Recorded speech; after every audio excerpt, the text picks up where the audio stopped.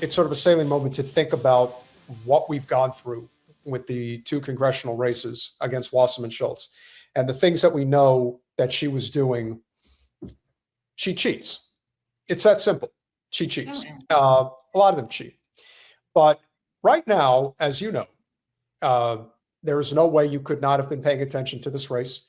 This is a predominantly black and brown district that she is attempting to Zionist carpetbag her, old ass into and steal it with a lot of money, a lot of influence, a lot of power. But it turns out that the black community is not really embracing her the way that I guess she was anticipating that it would happen.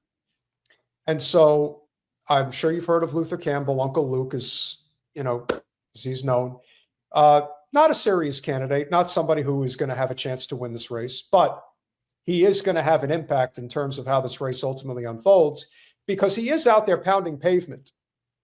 And this is the viral clip that he put out the other day. He doesn't use her name, but you know exactly who he's talking about, and you know exactly what the issue is here. Gentlemen, I hate to agree with Donald Trump, but on this one, I got to agree with him. These career politicians, Democrats that I've always supported, in my congressional race, they are really cheating. One of the candidates, she has people knocking on seniors' doors, telling these seniors that they will take their ballot to the box. Opening up the ballot, changing the vote, and dropping it in the box. They call them ballot harvesters. Yeah. I never even know this even existed. See, Could have told you, Luther. I could have told you. Ballot harvesting is a very big thing in Broward County. It's a very big thing in urban districts that are Democrat dominated by the worst representatives in the party. When people ask themselves, how does somebody like Debbie Wasserman Schultz or Steny Hoyer stay in power for as long as they do? It's because this type of corruption in what Jen calls the black mismanagement class, who either are directly involved in this or just turn a blind eye to the actual criminal behavior that is going on. This has been going on for years. The only reason that you're hearing about it in a viral capacity now is because Wasserman Schultz is attempting to do this in a district that she has never represented before. These people don't know her the way that other people did. They maybe were just willing to accept it because she's been a commodity for so many years. But now she's trying to go in there and steal the election. And what that tells me is that her internal numbers are not as safe as she probably thinks they are. So that's why they have to go and do this. And to me, this is the type of thing where it is probably infinitely more common than people can understand. And as a black man who ran against frankly, let's be honest, a Dixiecrat old white bastard in a predominantly black area, and they still voted for him. This is the criminal behavior that no one wants to address, because when Trump says it, everyone wants to dismiss it because, no, you can't talk about it. It's like, no, Trump is the inevitable conclusion to a broken system that you have allowed to fester to this extent for years and years and years. And now, when it all collapses, you're going to get exactly what you deserve. Your thoughts? Well, let me say this. When you saw my face when you said that, when I ran against Steny Hoyer, that's when I was first introduced. That is no stranger to me. Yeah. That is no stranger to me. And that's when I knew nothing about that. Remember, I said you don't know what you don't know. And that's when I first experienced it. And let me just tell you once again about when you say this and career politicians. That was one of the things I ran against you. I said, I'm tired of career politicians. They get in there, become rich, and they just protect one another, if you will, not for the people. Steny Hoyer, for example, when you talk about the Zionists and so forth, he was funded by them big time. And what broke my heart mostly, you realize, these congressional freshman trips that are taking over to Israel to brainwash our freshman congressmen, Steny Hoyer led all of those. Career politician. And I want to tell you one other story when I was running against Steny and how they try. If you don't know what you don't know, when they've been around so long, when we don't educate our public, they just go by name recognition. Steny had been around for a long time. I had someone that said, hey, I'm going to vote for you. I'm going to have my family to vote for you. But when I went to my brother, now this broke my heart. He told that individual that I have to vote for Steny. Steny is my daddy.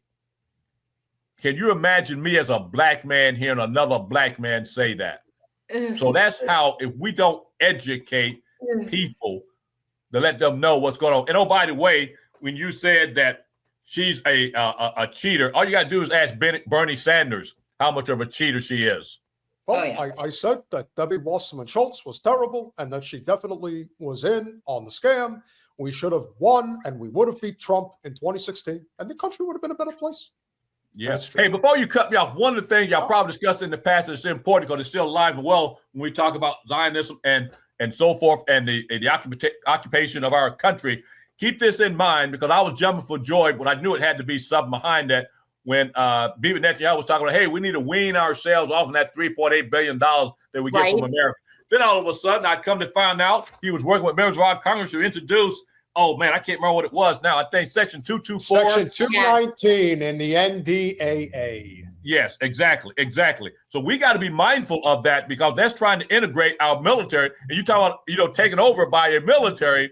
If they integrate our military, that's the extreme portion of it. But they talk about cooperation with technology, Israel building weapon systems plants on our United States of America, sharing that technology and sharing our military.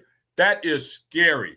And so it's in the National Defense Authorization Act. So our people need to know about that. Once again, Massey and Ro Khanna are fighting that. And it passed the House, but it's in the Senate right now. And hopefully it won't pass the Senate, but we need to keep an eye on that too. But that is very important. Well, not that anybody cares about laws or things like the Constitution, but I actually think that's unconstitutional. I find it unconstitutional. I'm declaring it unconstitutional. So, again, not that anybody cares. Yeah, it just hit on the Senate side right now. What they're still debating is 2027, Section 2027 in the Senate. It's already passed the House, but it's in the Senate right now. I don't think it's going to pass, but we need to keep an eye on that. And that's integrating our two militaries. And guess who sponsored and wrote that? Fact, not opinion, not assumption.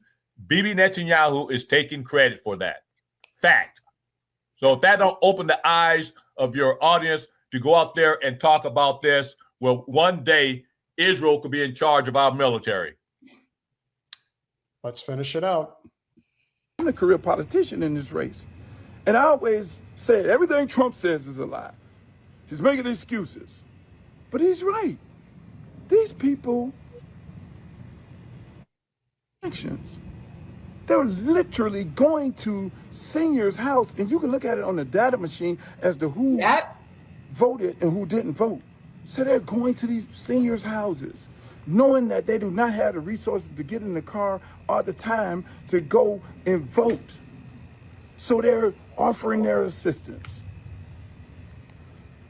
and going to these people's house. They got the money to pay for it. Guy with dreadlocks. When I get that footage, I'm going to post it. This is bad.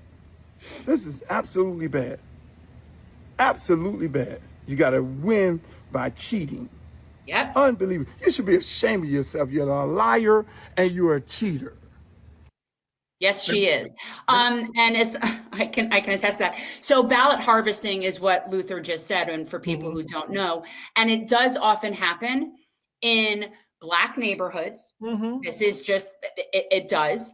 And it's often very older people. It's elders in the community that are super voters, but they know that they have trouble getting to and from, and they go and offer their help. And basically what they do is they go around and harvest all their ballots and just collect them and help them fill them out and turn them in.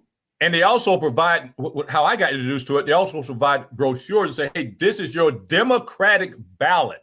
This is in a primary, mind you. This is your Democratic ballot. There's nobody else running. This is your team. And it was led by Steny Hoyer. Let me just mention this also.